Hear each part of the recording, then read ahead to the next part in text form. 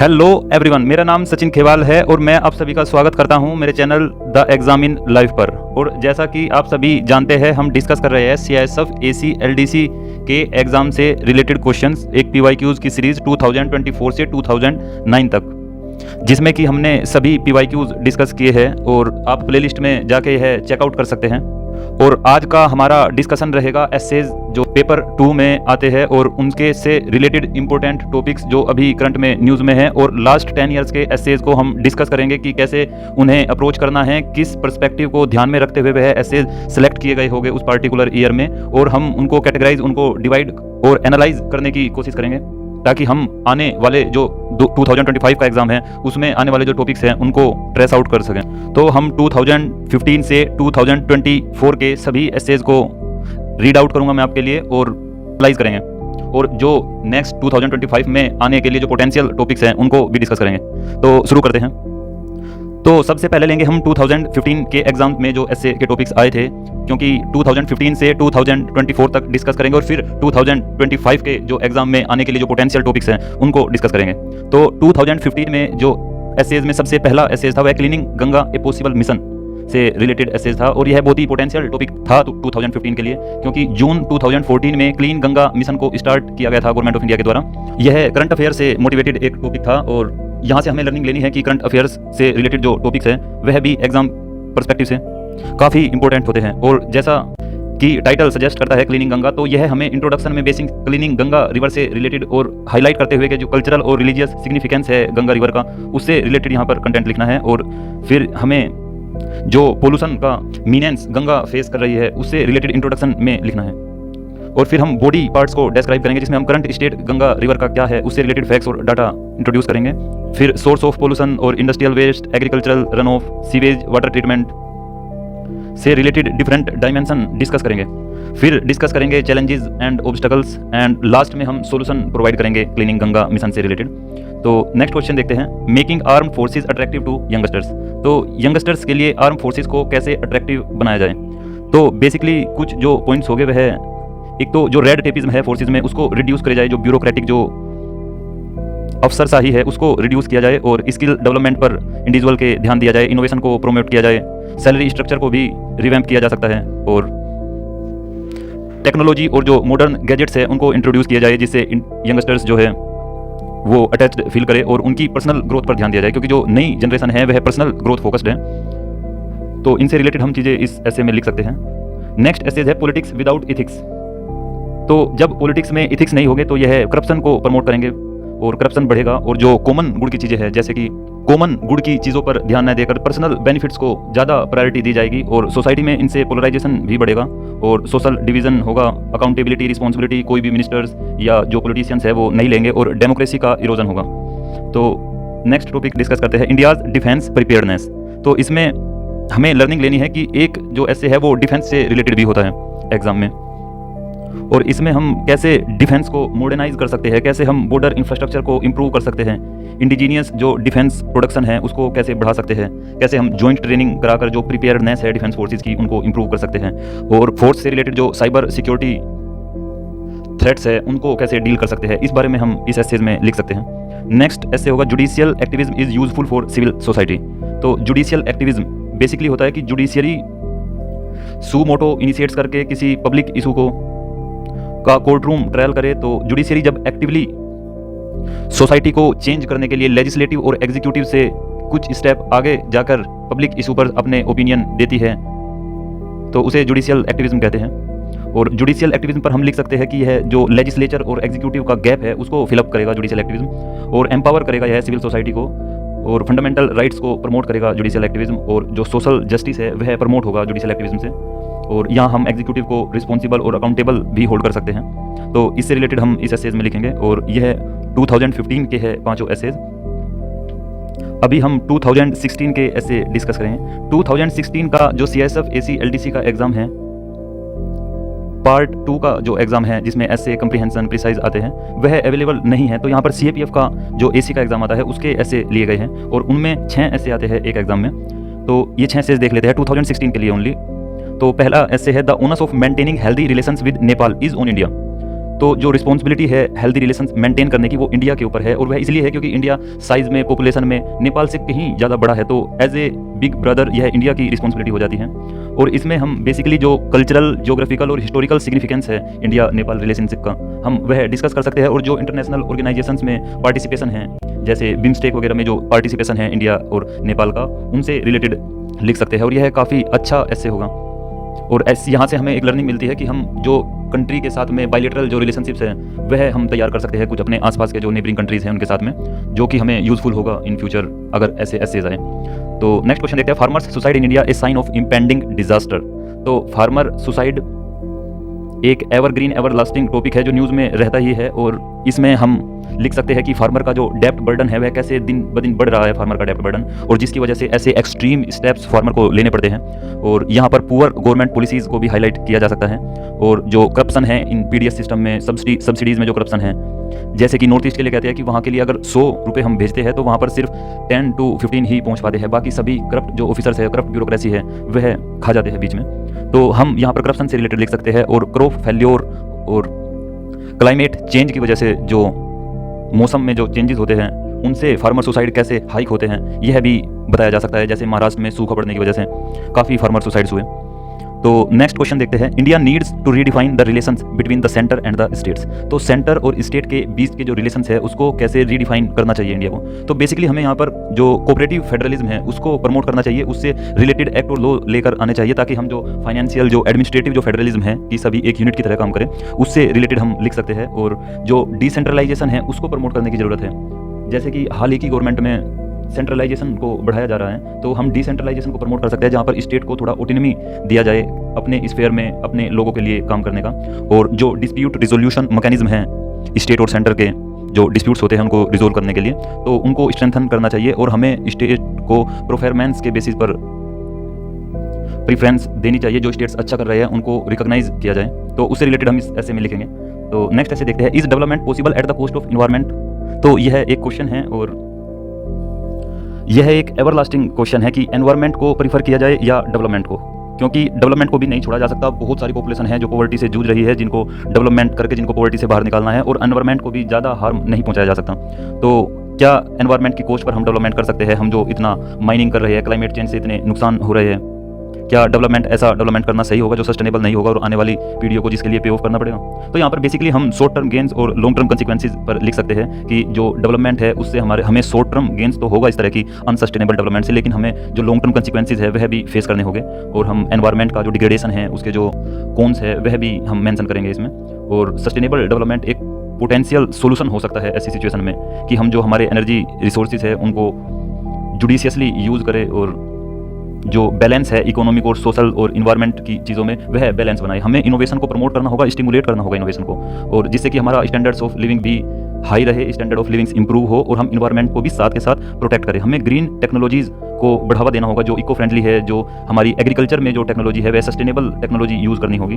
तो और हमें डेवलपमेंट को लेकर एक होलसम, एक इंटीग्रेटेड एक अप्रोच रखनी होगी डेवलपमेंट को लेकर, जिसमें कि हम इंटरकनेक्टेडनेस रखें, जिसमें हम सभी जो स्टेक होल्डर्स है, जैसे पॉलिसी मेकर्स है, बिजनेस हाउस है, सिविल सोसाइटी है, सभी एक मिलकर काम करें, एक इंटीग्रेटेड अप्रोच रखें। तो ऐसे हमें यह ऐसे टैकल करना होगा।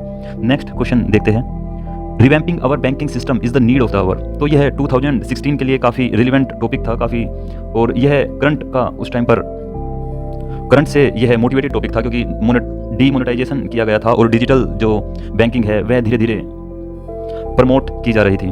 तो इसमें हम बेसिकली लिखेंगे कि कैसे जो बैंकिंग सिस्टम में हमें डिजिटली उसे ट्रांसफॉर करना है, ताकि कस्टमर का जो एक्सपीरियंस है, जो बैंकिंग ऑपरेशन है कंप्यूटिंग के, वह बेहतर हो सके। आर्टिफिशियल इंटेलिजेंस को कैसे इंटीग्रेट करे बैंकिंग सिस्टम से, और कैसे जो स्टाफ है वह कस्टमर सेंट्रिक अप्रोच रखे, और जो कस्टमर फीडबैक है वह लेते रहे। एम्प्लॉय की हम ट्रेनिंग कराए और बेहतर स्किल ट्रेनिंग कराए, और जो फाइनेंशियल जो फ्रॉड होते हैं, जो साइबर क्राइम है, उनको कैसे मैनेज करें। और हमें साथ में ही जो रेगुलेटरी अडेरेंस है वह भी बढ़ानी होगी अगर हमें रिवैम्प करना है बैंकिंग सिस्टम को। ज़्यादा से ज़्यादा लोगों को हम फाइनेंशियल नेट में लेकर आए, फाइनेंशियल इंक्लूजन करें, और जो फाइनेंशियल लिटरेसी है उसे बढ़ाया जाए। और नीड है कि कोलैबोरेशन किया जाए, पार्टनरशिप को बढ़ाया जाए फिनटेक कंपनीज और स्टार्टअप्स के बीच में, जो स्टेक होल्डर्स है सभी को बीच में कोलैबोरेशन बढ़ाया जाए, जिससे कि बैंकिंग सिस्टम को रिवैम्प किया जा सके। तो नेक्स्ट क्वेश्चन देखते हैं, urbanisation of India is nothing but blind westernisation. तो यह भी काफ़ी अच्छा टॉपिक है एसेज के लिए, और हमें इसमें बेसिकली अर्बनाइजेशन के जो कॉम्प्लेक्स नेचर है उसके बारे में लिखना होगा, और जो अर्बन लाइफ स्टाइल है वह कैसे अनसस्टेनेबल है, कैसे लोग आइडेंटिटी लेस जो लाइफ है वो जीते हैं अर्बन एरिया में, और कैसे ट्रेडिशनल वैल्यूज़ इरोड हो रही है, वेस्टर्न वैल्यूज़ को प्रोपोगेट किया जा रहा है अर्बन एरियाज़ में। हमें जो इंफ्रास्ट्रक्चर है अर्बन एरियाज़ का वह भी कैसे वेस्टर्न वैल्यूज़ को दिखाता है, प्रमोट करता है, और बढ़ता हुआ जो स्लमाइजेशन है अर्बन एरियाज़ में वह भी वेस्टर्न वैल्यूज़ को ही सपोर्ट करता है, वेस्टर्न वैल्यूज़ के ही वैल्यू सिस्टम को दिखाता है। और जो इनइक्वालिटी है अर्बन एरियाज़ में, तो हमें उससे रिलेटेड यहाँ पर लिखना होगा कंटेंट, और यह अच्छा ऐसे होगा। तो यह 2016 के CAPF AC के कुछ ऐसे थे, और अभी हम डिस्कस करेंगे 2017 के CISF AC LDC एग्ज़ाम के ऐसे। और यह है पहला ऐसे है advantage and disadvantage of GST goods and service tax. तो यह करंट से मोटिवेटेड ऐसे है, और जैसा कि हम अभी तक देख चुके हैं हर साल एक ऐसे तो करंट से मोटिवेटेड रहता है। तो जैसा सितंबर 2016 में GST को इंट्रोड्यूस किया गया था, GST को लागू किया गया था, तो 2017 में GST से रिलेटेड ऐसे आना बहुत प्रोबेबिलिटी थी, बहुत प्रोबेबल था। तो यहाँ पर हमें बेसिकली GST के जो प्रो एंड कॉन्स हैं उनको डिस्कस करना है, कैसे GST के आने से ईजी एंड ट्रांसपेरेंट हो गया है टैक्स सिस्टम, एंड कैसे एक यूनिफॉर्मिटी आई है जो इनडायरेक्ट टैक्स सिस्टम है उसमें GST के आने से। और अगर मैं कौन सी बात करूँ तो कैसे यह स्मॉल जो सेक्टर्स है, जो मीडियम इंटरप्राइजेज है, उनको डिफिकल्टी फेस करनी पड़ती है because of this digital transformation, क्योंकि सभी ऑनलाइन है, और जिससे जो छोटे व्यापार है उनका जो बर्डन है, टैक्स बर्डन, वह भी बढ़ जाता है। तो इसी से रिलेटेड हमें इसमें लिखना है। और बी देखते हैं, religion and caste based politics in election in India.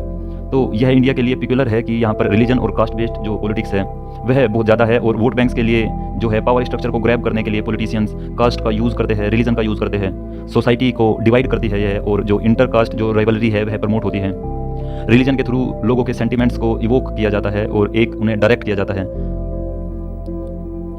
तो उससे रिलेटेड हम इस ऐसे में लिखेंगे। और नेक्स्ट क्वेश्चन है expectation of an Indian soldier from the society, कि एक इंडियन जो सोल्जर है वह सोसाइटी से क्या एक्सेप्ट करता है।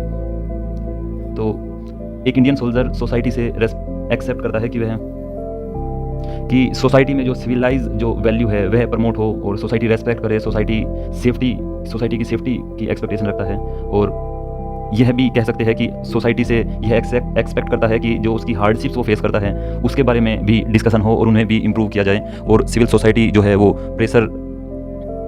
गवर्नमेंट को प्रेशर करे कि सोल्जर्स की जो नीड है, जो उसकी रिक्वायरमेंट है, उनको अच्छे से कैटर किया जाए, और जो पेट्रियोटिज्म है उसकी फीलिंग्स, भावनाएं लोगों में रहे फोर्स के लिए। तो इन्हीं चीज़ों के बारे में हम डिस्कस करेंगे। और नेक्स्ट देखते हैं D, globalisation and women empowerment. तो ग्लोबलाइजेशन एंड वुमेन एम्पावरमेंट, इस ऐसे में मैं बेसिकली यह बताऊंगा कि कैसे ग्लोबलाइजेशन और वुमेन एम्पावरमेंट, जो कि अपने आप में दो इंडिपेंडेंट टॉपिक्स है, यूपीएससी ने दोनों को कैसे एक जगह पर क्लब किया है। तो हम यहाँ से लर्निंग लेंगे कि हो सकता है फ्यूचर में ऐसे और देखने को मिले कि जहाँ पर दो जो बड़ी थीम है उनको मर्ज किया जाए और उनसे एक ऐसे लिखवाया जाए, जैसे ग्लोबलाइजेशन और वुमेन एम्पावरमेंट अपने आप में दोनों इंडिपेंडेंट और काफ़ी बड़े टॉपिक्स हैं, काफ़ी बड़ी थीम्स हैं अपने आप में, और यूपीएससी के फोकस एरिया में भी रहते हैं वुमेन एम्पावरमेंट से रिलेटेड और ग्लोबलाइजेशन से रिलेटेड टॉपिक्स।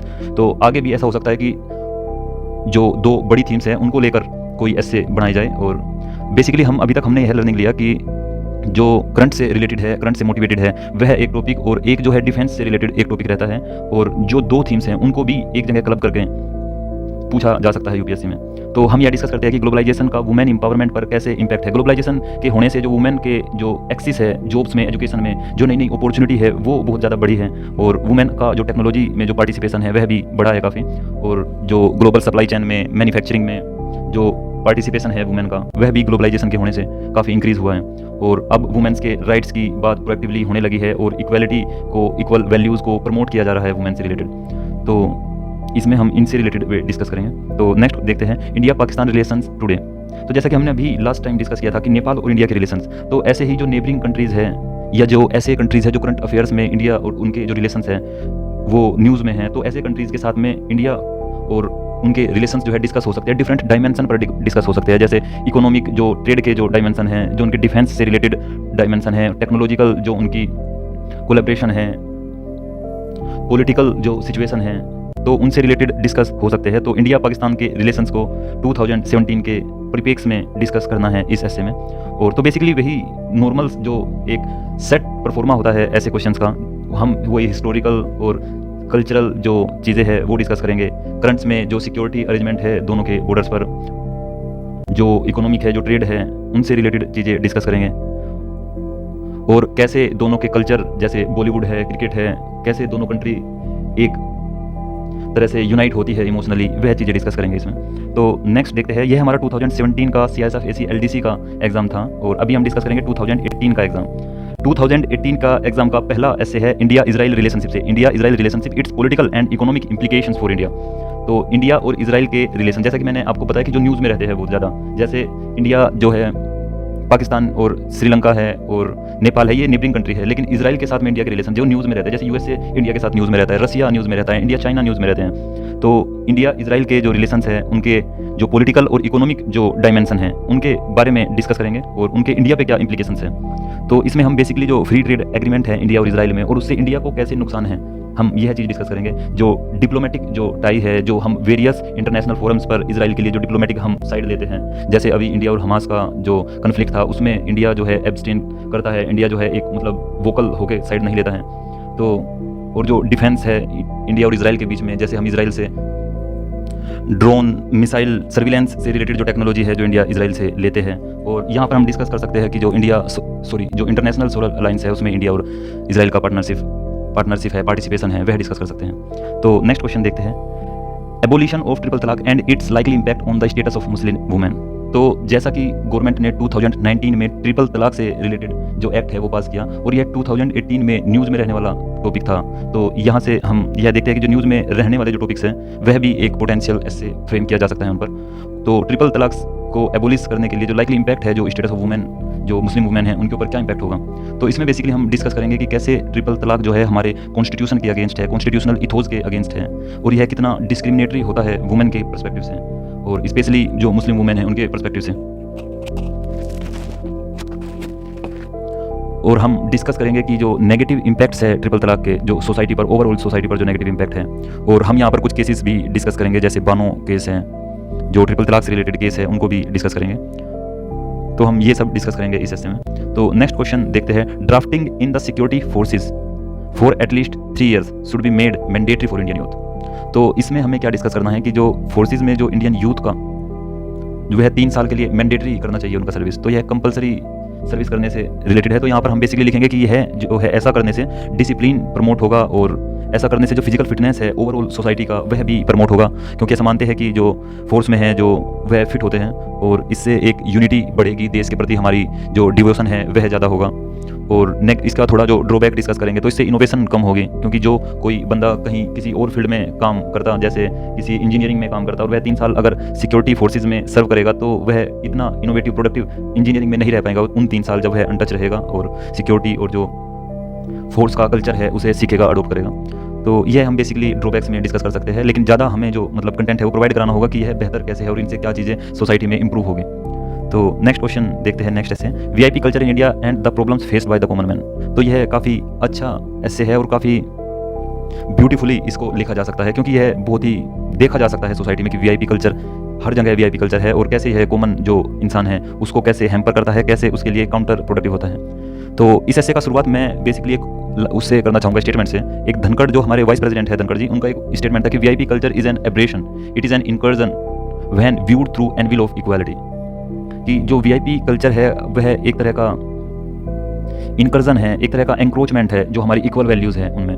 और इसमें हम बेसिकली डिस्कस करेंगे कि कैसे पब्लिक लाइफ को डिस्कस किया जाता है VIPs के लिए और कैसे यह VIP कल्चर करप्शन प्रमोट करता है कि VIP जो होते हैं उनकी जो काम है, उनका जो प्रिविलेजेस है वो ऊपर रहते हैं और जो कॉमन जो इंसान है उनको नेगलेक्ट किया जाता है, अवॉइड किया जाता है। कैसे यह मिसयूज़ करते हैं अपनी पावर्स का, अपने रिसोर्सेज का, और सोसाइटी में कैसे इनइक्वालिटी को VIP कल्चर से बढ़ाया जाता है।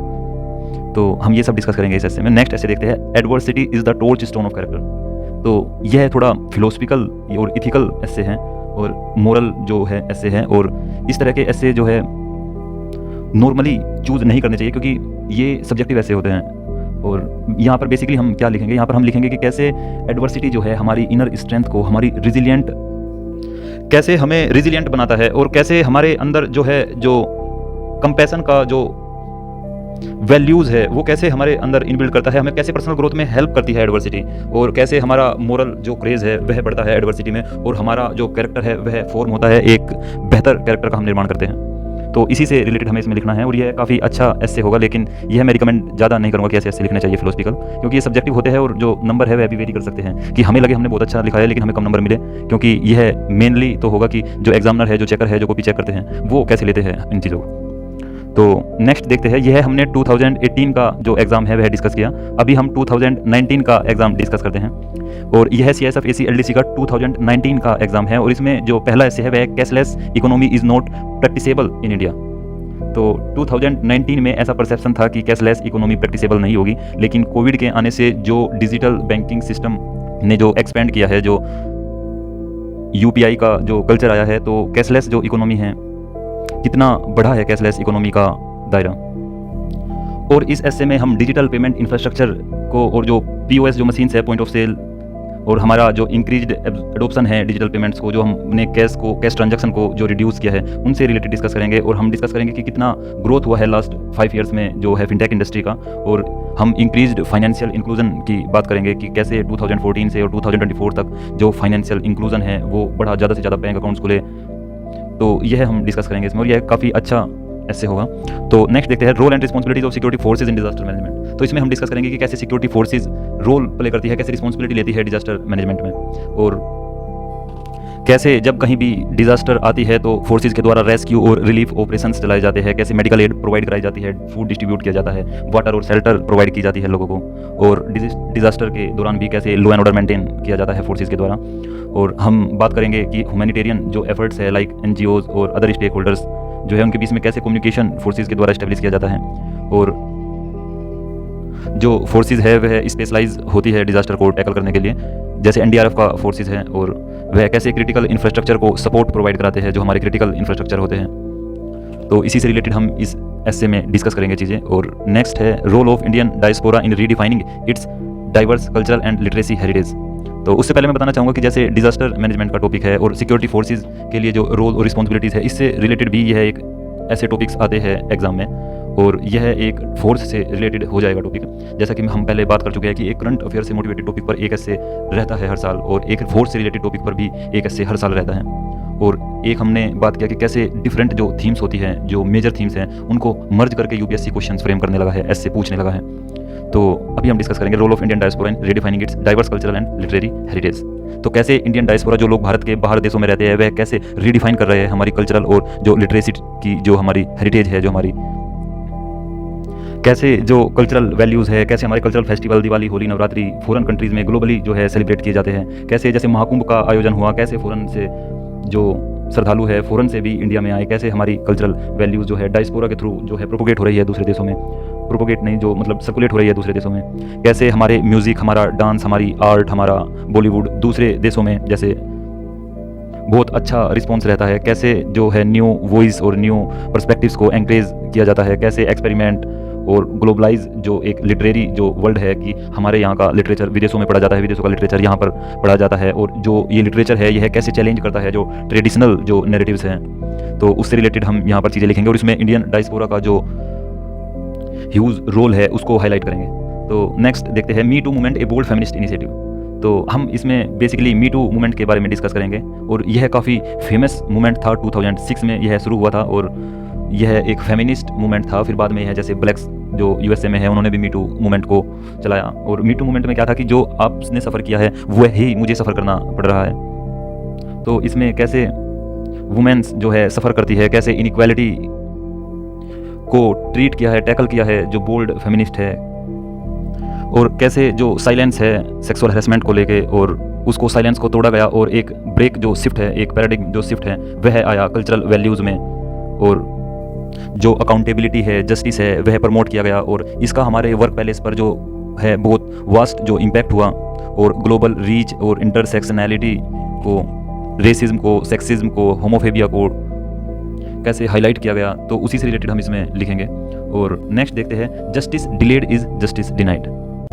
विलंबित न्याय न्याय से वंचित रखने के सदस्य हैं। तो यहाँ पर हम बात करेंगे जुडिशरी से रिलेटेड कि कैसे जो पेंडेंसी ऑफ केसेस है जुडिशरी में वह जस्टिस की जो बेसिक कंसेप्ट है जस्टिस का उसके खिलाफ है, कैसे पब्लिक ट्रस्ट जो है इरोड होता है जस्टिस डिलेड होने से, कैसे फेयरनेस की जो वैल्यूज़ है, कैसे सोशल कोहेजन है उसको चोट पहुंचती है जस्टिस ना मिलने से, कैसे हम मतलब बैरियर्स जो है जस्टिस में कैसे हम उन्हें हटा सकते हैं, कैसे रिमूव कर सकते हैं, कैसे जो जुडिशियल इंफ्रास्ट्रक्चर है उसमें हम मॉडर्नाइज कर सकते हैं, कैसे बेटर कर सकते हैं कि जो जुडिशियल जो इशूज़ हैं उनको बेटर टैकल किया जा सकता है और जस्टिस को जल्दी स्पीडी जो ट्रायल्स है स्पीडी जस्टिस को प्रोवाइड कराया जा सकता है। तो यह 2019 का एग्ज़ाम था जिसमें एसए से रिलेटेड ये 5 टॉपिक थे और हम अब डिस्कस करेंगे 2020 का एग्ज़ाम जिसमें एसए से रिलेटेड 5 क्वेश्चन आए और ये सीएसएफ एसी एलडीसी का एग्ज़ाम है।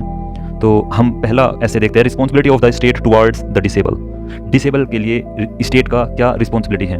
तो इसमें हम बेसिकली डिस्कस करेंगे कि स्टेट जो है वो एक्सेसिबिलिटी बढ़ा सकता है डिसेबल्स की, जो है इंफ्रास्ट्रक्चर को डेवलप कर सकता है, डिसेबल्स के लिए जो एजुकेशन है, जो एम्प्लॉयमेंट की जो अपॉर्चुनिटी है उनको क्रिएट कर सकता है और उनकी हेल्थ केयर के लिए, उनकी सोशल सिक्योरिटी नेट के लिए उनके लिए कैसे योजनाएं बना सकता है स्टेट्स, और जो उनके साथ में डिस्क्रिमिनेशन होता है यहाँ वहाँ कैसे उसके खिलाफ प्रोविजंस या उसको डिस्करेज करने के प्रोविजंस लेके आ सकता है स्टेट।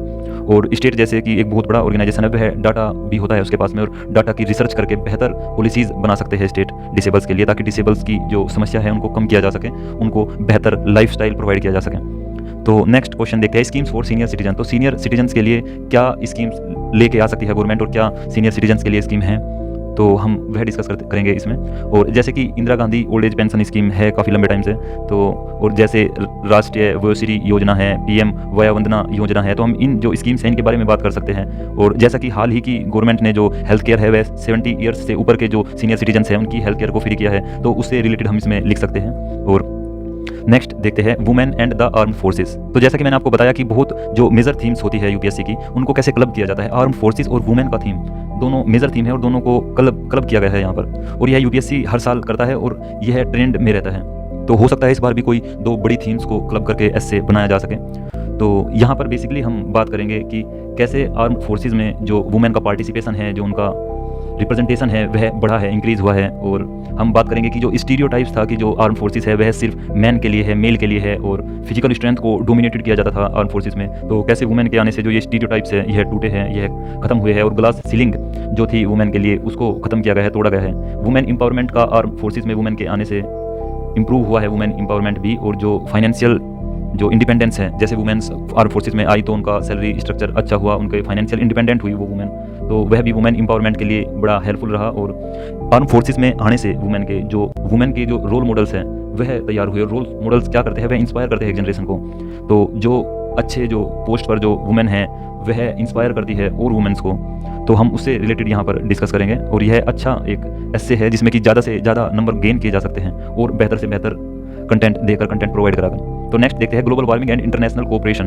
तो यहाँ पर भी 2 थीम्स को मर्ज किया गया है कि ग्लोबल वार्मिंग से इंटरनेशनल कोऑपरेशन कैसे रिलेटेड है, कैसे इंटरनेशनल कोऑपरेशन होने से ग्लोबल वार्मिंग को टैकल किया जा सकता है। और यहाँ पर हम बात करेंगे COP के बारे में, कोप की जो मीटिंग्स होती है पेरिस एग्रीमेंट के बारे में, कि कैसे वहाँ पर हम क्लाइमेट चेंज से रिलेटेड जो डाटा है कैसे हम क्लाइमेट चेंज को टैकल करेंगे आने वाले सालों में, उससे रिलेटेड डिस्कस करते हैं। और यहाँ हम बात करेंगे डिफरेंट ऑर्गेनाइजेशन की जो इंटरनेशनल लेवल पर काम करती है, जैसे UNFCCC है और यूनिसेफ है, यूनेस्को है, जैसे ये ऑर्गेनाइजेशन है यह कैसे ग्लोबल वार्मिंग के लिए काम करते हैं। और हम डिस्कस करेंगे कि जो क्लाइमेट फाइनेंस है, जो ग्रीन टेक्नोलॉजी को जो प्रमोट किया जा रहा है ग्लोबल वार्मिंग के लिए, और ISA के बारे में भी हम यहाँ पर बात करेंगे, इंटरनेशनल सोलर अलायंस के बारे में, और कैसे हम टेक्नोलॉजी को ट्रांसफ़र करके एक कंट्री से दूसरा कंट्री में हम कैसे ग्लोबल वार्मिंग को बेहतर टैकल कर सकते हैं। और हम बेसिकली बात करेंगे डिजास्टर रिस्क जो रिडक्शन है, कैसे जो डिजास्टर्स होती है उनको टैकल किया जा सकता है और इंटरनेशनल कोऑपरेशन को सिक्योर किया जा सकता है। तो नेक्स्ट देखते हैं वेस्ट नोट वांट नोट, आज की बचत कल की खुलासी। नेक्स्ट देखते हैं आज की बचत कल की खुशहाली, वेस्ट नोट वांट नोट। तो यह भी थोड़ा सा फिलोसफिकल डायमेंशन पर होगा और मैं नहीं सजेस्ट करूंगा कि आप ऐसे इसको प्रीफर करें। तो इसमें बेसिकली हम लिखेंगे कि कैसे हमें रिसोर्स का जो है वो कंजर्वेशन करना चाहिए, उन्हें बचाना चाहिए रिसोर्स को, ताकि हम कल हमारे काम आ सकें। हम यहाँ पर बात करेंगे कि हमें एनवायरनमेंट को जो पोल्यूशन है उसको कम करना चाहिए, उसको रिड्यूस करना चाहिए, ताकि हम आने वाले कल को एक बेहतर एनवायरनमेंट दें। और हम प्रमोट करना चाहिए हमें सस्टेनेबल लाइफस्टाइल, जिससे कि रिलेटेड एक मिशन अभी चलाया गया है, मिशन लाइफ, जिसमें सस्टेनेबल जो लाइफस्टाइल है उसको प्रमोट किया गया है। और हम बात करेंगे यहाँ पर इकोनॉमिक जो बिहेवियर है, जो माइंडसेट है, वह कैसे इकोनॉमी हमारे माइंडसेट को चेंज करती है, कैसे हमारा माइंडसेट का हमारी इकोनॉमी पर इम्पैक्ट होता है, कैसे हम जो वेस्ट है वह कम से कम कर सकते हैं और बचत जो है वह ज़्यादा कर सकते हैं। तो हम उसी से रिलेटेड चीज़ें इस एस्से में डिस्कस करेंगे। और यह 2020 के एस्से थे और अभी हम डिस्कस करेंगे 2021 के एस्से। तो पहला एस्से है internal security forces are vital to the progress and prosperity of a country. तो कैसे इंटरनल सिक्योरिटी फोर्सेस जो है वो किसी कंट्री के प्रोग्रेस और प्रोस्पेरिटी के लिए बहुत ज़रूरी है, महत्वपूर्ण है, इंपॉर्टेंट है। तो जैसा कि हम पहले डिस्कस कर चुके हैं कि इंटरनल सिक्योरिटी फोर्सेस का एक क्वेश्चन आता है और एक क्वेश्चन करंट से भी मोटिवेटेड रहता है और डिफरेंट थीम्स को मर्ज किया जाता है, यह भी हम डिस्कस कर चुके हैं। तो इसमें हम बेसिकली लिखेंगे कि कैसे जो इंटरनल सिक्योरिटी फोर्सेस है वह लॉ एंड ऑर्डर को मेंटेन करके रखती है, जिससे जो प्रोस्पेरिटी है, प्रोग्रेस है कंट्री की, वह इंश्योर होती है, और कैसे काउंटर टेररिज्म और इंसर्जेंसी से रिलेटेड ऑपरेशंस सिक्योरिटी फोर्सेस के द्वारा चलाए जाते हैं, जिससे प्रोस्पेरिटी जो कंट्री की है वह इंटैक्ट रहती है, और डिजास्टर में जो हमारा रिस्पॉन्स है इंटरनल सिक्योरिटी फोर्सेस का वह भी हमारी प्रोग्रेस के लिए, हमारे एज ए कंट्री इंडिया के लिए कितना हेल्पफुल है, और कैसे जो सिक्योरिटी फोर्सेस है वह हमारे क्रिटिकल जो इंफ्रास्ट्रक्चर है, जो इकोनॉमी से रिलेटेड इंफ्रास्ट्रक्चर है, उनको कैसे सेव करके रखते हैं, जैसे वाइटल इंस्टॉलेशंस है उनको कैसे सेव करके रखते हैं, कैसे उनको सेफ्टी प्रोवाइड कराते हैं। तो हम उसी से रिलेटेड चीज़ें इसमें डिस्कस करेंगे, और शायद वीडियो काफ़ी लॉन्ग हो जाएगा ऐसे तो अगर हम इतना डिस्कस करते रहेंगे। तो मैं थोड़ा शॉर्ट डिस्कशन करता हूँ और हम जल्दी से नेक्स्ट पर पहुँचते हैं, ताकि हम जो आने वाले पोटेंशियल टॉपिक्स हैं उनको और बेहतर डिस्कस कर सकें। तो यहाँ पर हमारा दूसरा ऐसे है, from the margins of the main stream empowering the transgender community. तो एक हाशिए से एक मुख्य धारा में कैसे आया ट्रांसजेंडर कम्युनिटी। तो यहाँ पर हम बेसिकली डिस्कस करेंगे कि कैसे जो लीगल प्रोविजन है उनमें चेंजेस हुए, कैसे रिकॉग्नाइज किया गया, कैसे एक्सेप्टेंस बढ़ा ट्रांसजेंडर कम्युनिटी का, कैसे एजुकेशन और एम्प्लॉयमेंट की जो अपॉर्चुनिटीज़ है वो उनके लिए बढ़ाई गई, हेल्थ केयर में उनको कैसे लीगल प्रोटेक्शन प्रोवाइड किया गया, पॉलिसी में जो रिफॉर्म्स हुए हैं उनसे जो ट्रांसजेंडर का विजिबिलिटी है वह बढ़ा है। तो नेक्स्ट ऐसे देखते हैं role of India in promoting regional cooperation, कि रीजनल जो कोऑपरेशन है उसको बढ़ाने के लिए इंडिया का क्या रोल होगा।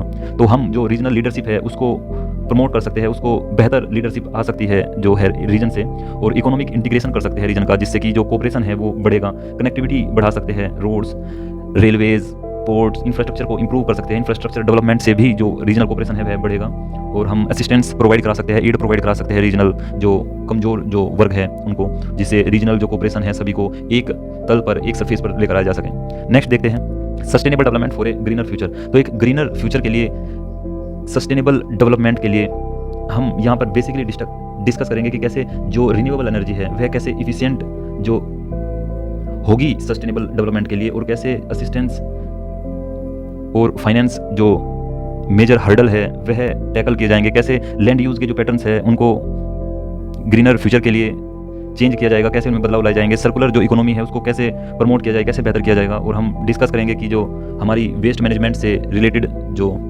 पॉलिसीज़ हैं उनमें चेंजेस किए जाएंगे, ताकि हम एक ग्रीनर और सस्टेनेबल फ्यूचर की तरफ आगे बढ़ें और हम क्लाइमेट रिजिलियंट इंफ्रास्ट्रक्चर डेवलप करें। तो नेक्स्ट देखते हैं self reliance fosters self respect. तो यह भी एक फिलोसफिकल पर्सनल एक इंडिविजुअल सा टॉपिक है, और ऐसे टॉपिक्स मैं ज़्यादा रिकमेंड नहीं करूँगा कि हमें ये चुनने चाहिए लिखने के लिए, लेकिन अच्छे टॉपिक होते हैं अगर किसी की ज़्यादा कमांड है ऐसे टॉपिक्स पर तो वह लिखे इन पर। तो इसमें बेसिकली हमें क्या डिस्कस करना है कि हमें डिस्कस करना है कि सेल्फ रिलायंस से कैसे हमारी जो अकाउंटेबिलिटी है, हमारी ऑटोनॉमी है, हमारी इंडिपेंडेंस है वह बढ़ती है, जिससे हमारा सेल्फ रेस्पेक्ट प्रमोट होता है, हमारा कॉन्फिडेंस बढ़ता है। जब हम सेल्फ रिलायंट रहते हैं तो हमारी पर्सनल ग्रोथ, हमारी डेवलपमेंट बढ़ती है, और हमारी जो डिपेंडेंसी है दूसरों पर वो रिड्यूस होती है सेल्फ रिलायंस रहने से, और वह हमारी सेल्फ रेस्पेक्ट को बढ़ाती है। तो यह 2021 का एग्जाम था, और अभी हम डिस्कस करेंगे 2022 का एग्जाम। तो 2022 का CISF LDC का एग्जाम, AC का एग्जाम, और उसमें पहला से है एक्सेसिव अर्बनाइजेशन इज ए मीनेंस। तो कैसे एक्सेसिव जो अर्बनाइजेशन है वह एक मीनेंस की तरह काम करता है, और कैसे एक्सेसिव अर्बनाइजेशन से जो है स्लमाइजेशन प्रमोट हुआ है, कैसे इंफ्रास्ट्रक्चर और रिसोर्सेज जो है वो स्ट्रेन हुए हैं, इनइक्वालिटी बढ़ी है अर्बनाइजेशन से, और हमें एनवायरनमेंट से रिलेटेड इशू भी अर्बनाइजेशन के डिस्कस करने होंगे इस ऐसे में।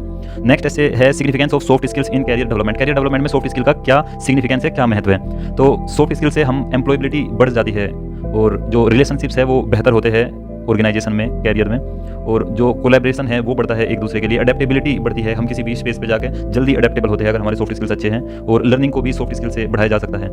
तो यह डिस्कस करना होगा। नेक्स्ट देखते हैं should service in the armed forces be compulsory for the youth for a specific period. तो यह हम प्रीवियस ईयर में भी देख चुके हैं। तो प्रीवियस ईयर क्वेश्चंस रिपीट होते हैं, एज इट इज ना होते हो, लेकिन उनका जो कंसेप्ट है वह रिपीट होता है। तो हम यहाँ पर वह डिस्कस करेंगे कि कैसे डिसिप्लिन और फिजिकल फिटनेस को एनकरेज किया जाता है आर्म फोर्सेस से, और कैसे यूनिटी को बढ़ाया जा सकता है। तो नेक्स्ट देखते हैं challenging dynamics of consumerism in the past covid society. तो कोविड-19 के टाइम पर क्या क्या चैलेंजेस थे कंज्यूमरिज्म के लिए। एक तो कोविड-19 पर जो है जो रिसोर्स है वह लेस हो गए, क्योंकि हमें हेल्थ केयर पर रिसोर्स इन्वेस्ट करने पड़े, और एक सोसाइटी में एक परसेप्शन बना कि हेल्थ को प्रायोरिटाइज किया जाए। और जो सोशल मीडिया है, सोशल मीडिया ने भी काफ़ी इन्फ्लुएंस किया कोविड-19 में सोसाइटी को और कंज्यूमरिज्म को, स्पेशली जो लॉकडाउन की वजह से कंज्यूमरिज्म का जो हैम्पर हुआ कंज्यूमर, तो उससे रिलेटेड हमें डिस्कस करना होगा। नेक्स्ट देखते हैं action speaks louder than the words. तो यह भी एक फिलोसफिकल जो ओरिएंटेशन का ऐसे है और इसमें हम बेसिकली डिस्कस करेंगे कि कैसे एक्शंस जो है वह कमिटमेंट बढ़ाता है, वह कैसे इंटीग्रिटी इंश्योर करता है किसी पर्सन की, और जो इनिशिएटिव्स है, प्रोएक्टिवनेस जो है किसी पर्सन का, वह उसके एक्शंस को देख के देखा जा सकता है। और एक्शंस बेसिकली इंस्पायर करते हैं, वर्ड्स भी इंस्पायर करते हैं लेकिन वर्ड्स से ज़्यादा एक्शंस इंस्पायर करते हैं। कैसे जो है एक्शंस से कॉन्फिडेंस बिल्डअप होता है और एक्शंस कैसे टेंजिबल रिजल्ट्स प्रोड्यूस करते हैं जो कि वर्ड्स नहीं कर पाते। तो यह 2022 का एग्जाम था एसए का, सीएसएफएलडीसी का। 2023 का एग्जाम डिस्कस करते हैं। तो पहला ऐसे है इंडियन स्पेस एक्सप्लोरेशन। तो इंडिया स्पेस को जो एक्सप्लोरेशन है उससे रिलेटेड हम इसमें डिस्कस करेंगे। हम डिस्कस करेंगे कि कैसे जो स्पेस सेक्टर है वह इंडिया में धीरे धीरे बिगन हुआ और कैसे उसने माइलस्टोन अचीव किए, जैसे मंगलयान, और कैसे इसरो जो है एक टॉर्च बियरर के रूप में स्पेस में अपनी जगह बना रहा है। हम इसरो के अचीवमेंट्स के बारे में, उसके फ्यूचर प्लान्स के बारे में डिस्कस करेंगे। तो नेक्स्ट देखते हैं बॉर्डर्स एंड बाउंड्रीज।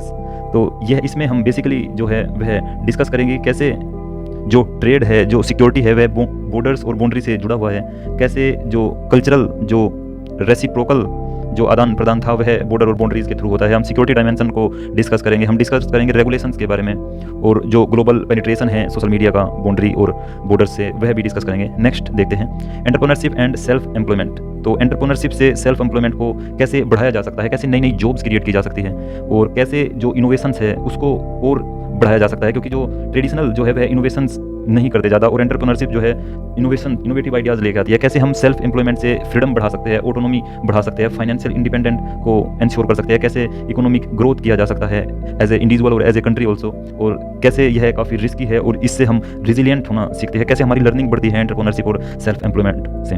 तो यह हम डिस्कस करेंगे। नेक्स्ट देखते हैं do we need gender equality in defence forces.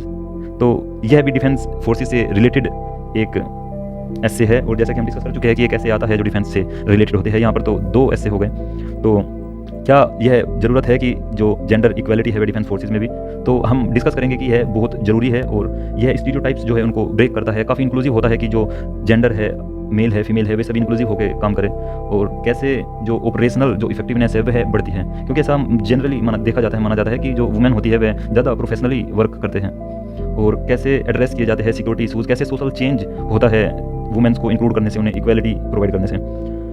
तो नेक्स्ट देखते हैं a journey of 1000 miles begins with a single step. तो यह भी एक फिलोसफिकल सा ऐसे है और इसमें हम बेसिकली डिस्कस करेंगे कि कितना पावरफुल होता है स्मॉल स्टेप्स लेना, कैसे हम ओवरकम करते हैं फियर को और कैसे जो प्रोकास्टिनेशन है उसको दबाया जाता है स्टेप के लेने से, जो हमारा माइंड प्रोकास्टिनेट करता है। कैसे जो बड़े गोल्स हैं उनको हम छोटे छोटे टुकड़ों में तोड़कर कैसे हम एक एक स्टेप से जो बड़े माइलस्टोन है वे अचीव कर सकते हैं, कैसे हम इम्प्रूव कर सकते हैं अपनी परसिस्टेंस किसी चीज़ को लेकर। तो यह 2023 का एग्जाम था और CSF-ACLDC का, जिसमें एसए के हमने टॉपिक डिस्कस किए। अब हम 2024 का एग्जाम डिस्कस करते हैं। 2024 के एग्जाम में यह 5 एसेज आए थे, जिसमें से पहला है आर्टिफिशियल इंटेलिजेंस ए ब्लेसिंग और कर्स। आर्टिफिशियल इंटेलिजेंस से रिलेटेड जो उससे ब्लेसिंग्स के लिए उससे प्रोज है जो कौन से वह डिस्कस करने हैं हमें इसमें, और यहाँ पर हम आर्टिफिशियल इंटेलिजेंस को डिफाइन करेंगे थोड़ा, फिर हम लिखेंगे उसके बारे में कि कैसे इससे प्रोडक्टिविटी को इंप्रूव किया जा सकता है, कैसे सिस्टम्स की जो इफिशियंसी है उसको बढ़ाया जा सकता है, और कैसे artificial intelligence problem solving attitude रखते हैं, प्रॉब्लम सॉल्विंग में हेल्पफुल है, कैसे जो डिसीजन मेकिंग है वह आर्टिफिशियल इंटेलिजेंस से ईजी हो जाएगा, आसान हो जाएगा, और कैसे अगर हम कर्ज की बात करेंगे तो कैसे जॉब जो है वह डिस्प्लेस्ड हो जाएगी और जॉबलेस जो एक सोसाइटी है वह आगे आएगी, और जो इकोनॉमिक इनक्वालिटी है वह बढ़ेगी, जो बड़े हाउसेज है, बिजनेस हाउसेज, वह आर्टिफिशियल इंटेलिजेंस को कंट्रोल करेंगे और जो इनक्वालिटी है वो बढ़ जाएगी। कैसे आर्टिफिशियल इंटेलिजेंस बाइस्ड हो सकती है, कैसे ट्रांसपेरेंसी को कर्ब किया जा सकता है, तो हम इन रिस्क के बारे में भी बात करेंगे। नेक्स्ट देखते हैं the use of technology in prevention of crime.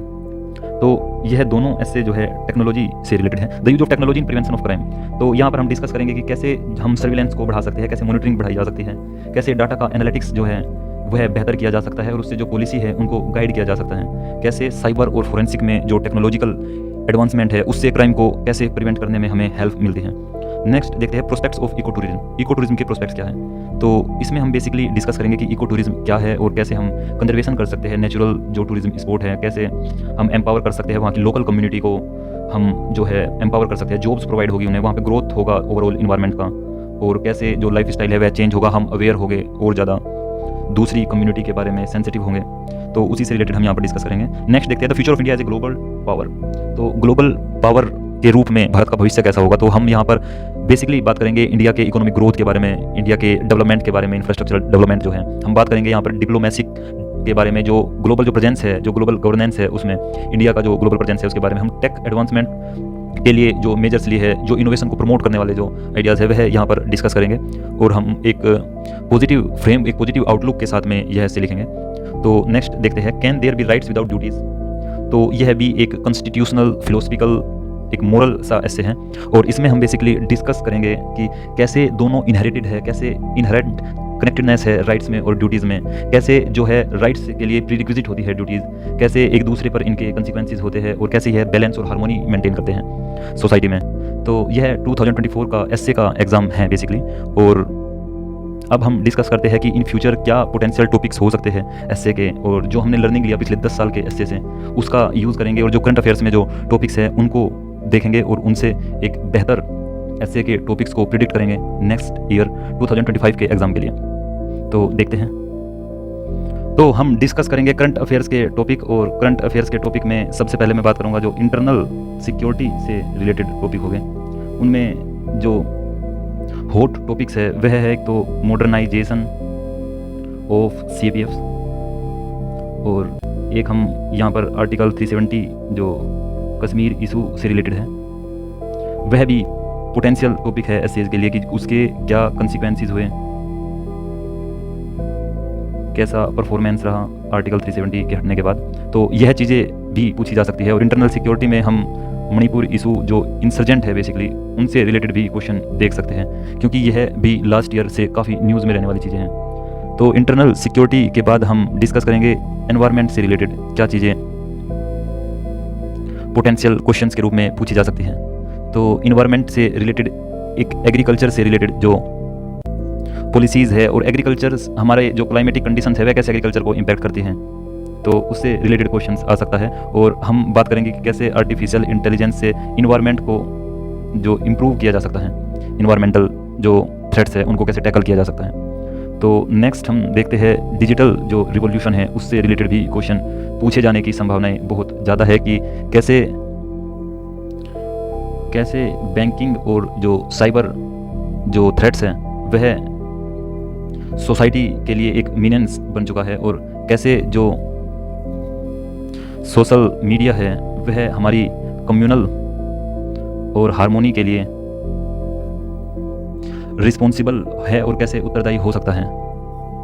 और नेक्स्ट हम बात करेंगे इथिकल जो टेक्नोलॉजिकल एडवांसमेंट है कैसे वह मोर इथिकल हो सकती है, इससे रिलेटेड क्वेश्चंस भी आ सकता है, आने के चांसेस है ज़्यादा। नेक्स्ट हम बात करेंगे जो न्यू एजुकेशन पॉलिसी है उसके जो फॉलआउट्स हैं उससे रिलेटेड क्वेश्चंस भी एसए में पूछा जा सकता है, क्योंकि न्यू एजुकेशन पॉलिसी को ऑलमोस्ट 5 ईयर्स जो है कंप्लीट होने वाले हैं, तो इससे रिलेटेड क्वेश्चंस भी आ सकते हैं। और क्वेश्चंस आ सकते हैं जो डिफेंस से रिलेटेड है, इंडियन डिफेंस सेल्फ रिलायंस से रिलेटेड क्वेश्चंस आ सकते हैं।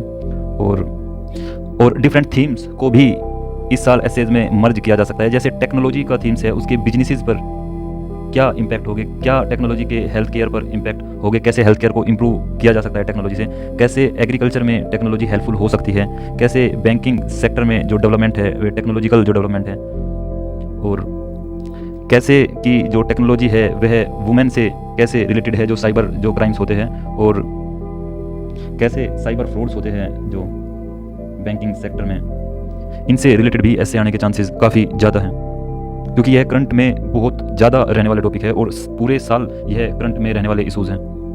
और जैसा कि हमने एनालिसिस किया है ट्रेंड, तो 2 अलग अलग तरह की थीम्स को मर्ज किया जा सकता है, जिसमें टेक्नोलॉजी हेल्थ हो सकती है, टेक्नोलॉजी एग्रीकल्चर, टेक्नोलॉजी को बैंकिंग में बिजनेस में कैसे डिफरेंट उसमें यूटिलाइज किया जा सकता है।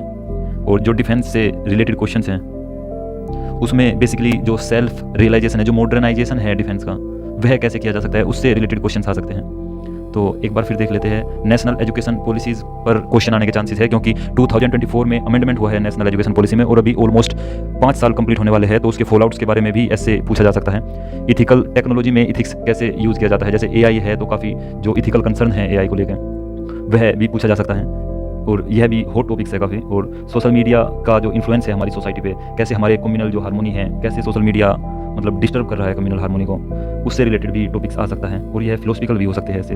और डिजिटल जो रिवॉल्यूशन है उससे रिलेटेड भी क्वेश्चन आ सकते हैं, इन्वायरमेंट से रिलेटेड आ सकते हैं कि कैसे क्लाइमेट हमारे एग्रीकल्चर को इम्पैक्ट करते हैं, कैसे AI से जो है हमारे इन्वायरमेंटल जो डिग्रेडेशन है उसको टैकल किया जा सकता है, उसमें इंप्रूवमेंट लाई जा सकती है इन्वायरमेंट की कंडीशन में।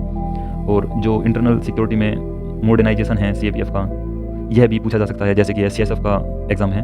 और आर्टिकल 370 से रिलेटेड भी पूछ सकते हैं, क्योंकि अभी सोसाइटी पर जो कॉन्सिक्वेंसेज है जो कश्मीर में जो इस डिसीजन से, तो यह है कुछ 5 से 6 या 8 टॉपिक है जो इंपॉर्टेंट हो सकते हैं। ज़्यादा टॉपिक मैंने यहाँ पर नहीं लिए हैं, ना ही डिस्कस किए हैं ज़्यादा टॉपिक। यह पोटेंशियल टॉपिक है और इनमें से ही आपको जो एस्से है वो मिल जाएगा, नहीं तो जो इनसे आप कंटेंट तैयार करोगे वह यूज हो जाएगा एस्सेज में। तो थैंक यू सो मच। मैं आज का जो डिस्कशन है हमारा वो यहीं तक रखूँगा। Thank you so much to all of you. और आप सभी मुझे अपना फीडबैक बताइए और लाइक शेयर एंड सब्सक्राइब कीजिए, कमेंट कीजिए, ताकि हम अपने आप को इम्प्रूव कर पाए, हम अपनी तैयारी को इम्प्रूव कर पाए। और मुझे बताइए कि आपको कैसा लगा कि हम जो हमारे टॉपिक्स है एस्से के लिए। Thank you so much and wish you a very best of luck to all of you. Thank you.